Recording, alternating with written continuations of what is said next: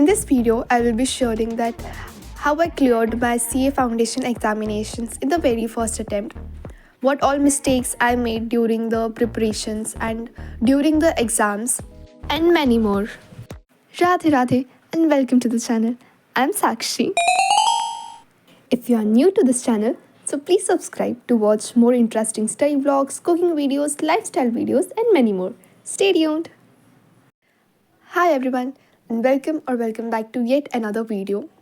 So मैंने अपना CA foundation clear करा था जैन 2024 में और फर्स्ट अटैम्प्ट में ही मैंने क्लियर कर दिया था एंड मैंने अपना इंटर की जर्नी भी चालू कर दी थी उसी टाइम पे. अब मैं अपने एग्ज़ाम्स दूंगी इंटर के लिए जैन 2025 में.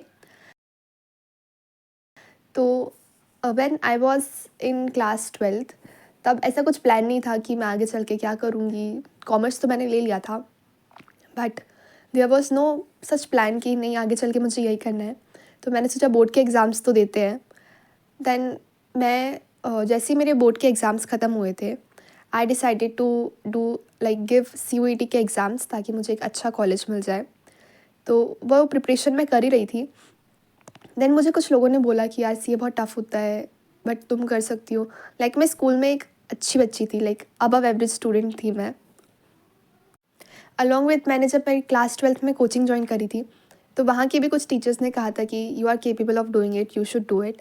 तो तब से मेरा मन था कि हाँ मैं करूँ बट ऐसा कुछ सॉलिड प्लान नहीं था कि बस यही कर लेते हैं. बट फाइनली जैसे ही मेरे बोर्ड के एग्ज़ाम्स ख़त्म हुए तो मैंने डिसाइड करा कि yes let's go with CA. तो जैसे ही डिसाइड हुआ आई थॉट चलो CA करते हैं.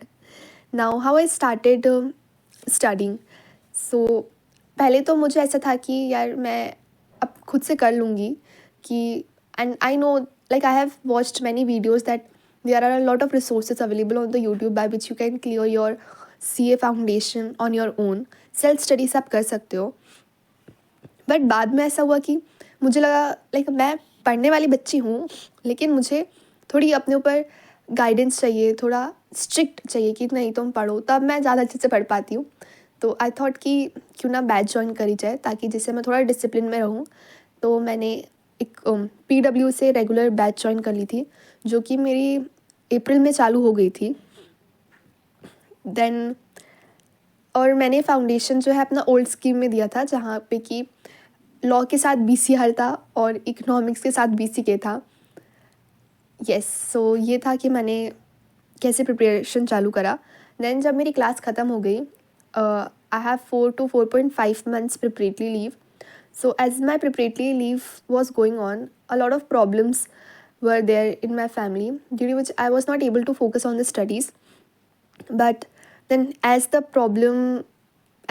situation got normalized, I again focused on my studies. But मैं उतना अच्छे से पढ़ नहीं पा रही थी. Like I think मैंने ज़्यादा सीरियसली नहीं लिया या मैं थोड़ी सिंसियर नहीं थी कोर्स के लिए. I don't know what went wrong but जो सेटिस्फैक्शन मुझे मिलना चाहिए था कि हाँ मैंने पढ़ा है वो मुझे नहीं मिल पा रहा था. So now this was all about कि मैंने प्रिपरेशन कैसे करी. लाइक क्लासेस तो मैंने पूरी बहुत अच्छे से अटेंड करी थी. टीचर्स की हर एक बात सुनी, क्वेश्चंस प्रैक्टिस करे. लाइक मैंने क्लास के टाइम पे प्रॉपरली पढ़ लिया था बट प्रिपरेटरी लीव के टाइम पे मैं थोड़ी सी लेज़ी टाइप हो गई थी और मैं अच्छे से पढ़ नहीं पा रही थी. देन एग्ज़ाम्स आते हैं. So how were my exams. तो पहला exam as you all know accounts का होता है. मैं गई अकाउंट्स का पेपर दिया. लाइक एग्ज़ाम हॉल में ऐसा था कि यार मुझे सारे क्वेश्चंस आ रहे थे but as I started solving them मैं फॉर्मेट ही भूल जा रही थी. मतलब जो अकाउंट करंट ये सब चैप्टर्स थे जिनके बड़े बड़े फॉर्मेट्स थे मैं उनके फॉर्मेट्स ही भूल जा रही थी. And that was really very depressing at that time कि यार आप अकाउंट्स में पढ़ रहे हो और आपको फॉर्मेट्स नहीं आ रहे तो ये क्या है. तो एग्ज़ाम हॉल में बैठ के मैं ये सारी चीज़ें सोच रही थी कि यार शिट मेरा नहीं हो पाएगा. बिकॉज स्टार्टिंग से ऐसा टोल्ड यू कि मैं एक एवरेज से ऊपर बच्ची रही हूँ. तो मेरे मार्क्स 90s में आते हैं, 80s में आते हैं. एंड अचानक से मैंने देखा कि मेरे फॉर्मेट नहीं आ रहे तो वहाँ पे मैं एग्ज़ाम हॉल के अंदर ही मैं पूरी हिल गई थी. तो मेरे को जितना जितना आ रहा था वो मैंने कर दिया था. देन फिर मैं घर आई एंड बताया घर पे कि ऐसा ऐसा हुआ है. देन आती है लॉ के पेपर की बारी. लॉ में तो लाइक मैं प्रॉपर सिर्फ आई फील कि BCR की वजह से पास हुई हूँ। लॉ में भी मैंने आंसर्स लिखे थे। गई मैं सबसे पहले मैंने BCR का सेक्शन अटेंड करा बिकॉज मेरे को उस पर बहुत कॉन्फिडेंट था। तो येस, तो वो मैंने करा, वो अच्छा था। देन मैं जैसे ही लॉ के पेपर कर रही थी, मेरे को कॉन्सेप्ट याद आ रहे थे। लाइक मैं क्वेश्चन पढ़ रही थी तो मुझे सर की स्टोरीज याद आ रही थी। बट कहाँ मैं लैक करी वॉज द राइटिंग प्रैक्टिस। दोनों ही सब्जेक्ट में, अकाउंट्स में भी और लॉ में भी, मुझे कहीं ना कहीं लगता है कि मैंने अपनी प्रैक्टिस में बहुत लैक करा है। इसकी वजह से एग्ज़ाम हॉल में जो मेरे साथ हुआ वो हुआ। लाइक मुझे प्रॉपर स्टोरी याद आ रही थी सर ने जो बताई थी, बट मेरे को वो लिखते ही नहीं आ रहा था कि मैं क्या लिखूँ। तो जैसे तैसे मैंने लॉ का पेपर देख के आया एंड उसके बाद तो मैंने एकदम ही बोल दिया कि देयर इज़ नो चांसेस कि मेरा कुछ भी होने वाला है। तो देन मम्मी पापा ने बोला कि ठीक है, कोई बात नहीं। Like my parents never forced me कि यू शुड डू दिस और you should do that, don't take stress. वो ऐसे हैं, मतलब स्ट्रेस मत लो, जो होगा देखा जाएगा, अच्छा होगा, इस बार नहीं होगा तो अगली बार होगा। मतलब उनकी मेंटालिटी ये थी कि तू स्ट्रेस मत ले। देन फिर मेरा मन, लाइक मैं पढ़ रही थी, नेक्स्ट 2 पेपर के लिए भी मैंने पढ़ा, बट उतने अच्छे से लाइक मुझे नहीं लग रहा था कि मैं पढ़ पा रही थी, क्योंकि मेरे दिमाग में ये था कि यार अब तो मेरा निकलने ही नहीं वाला है। तो बट ये था कि नहीं, एग्ज़ाम तो मुझे देने हैं, बट ऐसा था यार तो ये निकलने ही नहीं वाला है, तो मैं क्या करूँ। तो फिर मैं पढ़ रही थी, हाँ ठीक है पढ़ लेते हैं, पेपर देना है तो पढ़ ही लेते हैं। देन मैथ्स का पेपर था। मैथ्स का पेपर आई वुड से कि मेरा अच्छा गया था, क्योंकि मैंने जितना अटेम्प्ट करा था उसमें से सिर्फ मेरा 2 या 3 क्वेश्चंस गलत हुए थे। आई गेस मैंने 54 या 55 या more than that questions, 1-2 question ऊपर नीचे अटेंड करे होंगे, और मेरे को उतने ही आसपास मार्क्स मिले थे, तो वो अच्छा गया था। देन इकोनॉमिक्स का पेपर तो बहुत बुरा गया था। लाइक इकोनॉमिक्स इतना अच्छा स्कोरिंग सब्जेक्ट है, बट उसमें भी मैं स्कोर नहीं कर पाई थी। तो जैसे ही मैं लास्ट पेपर हुआ ख़त्म and I was coming back home with my dad, तो पापा मुझसे पूछ रहे थे कैसा गया पेपर, क्या होगा। तो मैंने बोला कि अकाउंट्स तो चला ही गया, लॉ में अब मुझे डर लग रहा है क्योंकि BCR है और लॉ थोड़ा बहुत मैंने लिखा हुआ है। मैथ्स अच्छा था, इकोनॉमिक्स अच्छा था, बट अगर एक ही सब्जेक्ट में नहीं निकला तो बाकियों में निकाल के भी क्या ही होगा। सो ये वाली कंडीशन आ गई थी। तो पापा मुझसे बोल रहे थे कि लॉ में 1-2 मार्क्स भी ऊपर नीचे पास तो हो ही जाएगी ना।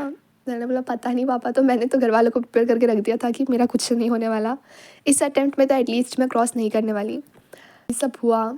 उसके बाद भी मैंने अपने फाउंडेशन की पढ़ाई चालू वापस कर दी थी रिज़ल्ट आने से पहले, कि अब मैं अच्छे से पढ़ लेती हूँ। मतलब मेरे को इतना था। एंड मेरे साथ मेरे फ्रेंड्स भी थे जिन्होंने अलग कोचिंग से ज्वाइन करा था। तो it was the result day ना हो, रिज़ल्ट का सुबह से वेट कर रहे थे। मेरे को तो पता भी नहीं था कितने बजे रिज़ल्ट आता है यूजुअली। तो मैं वेट करी, बीच में मैं सो गई। मतलब हट, मुझे नहीं देखना, जाओ जब आएगा तब आएगा, देख लेंगे। बट उस टाइम कोई घर पे भी नहीं था। लाइक मेरी मम्मी किसी काम की वजह से आउट ऑफ स्टेशन गई थी और पापा ऑफिस गए थे।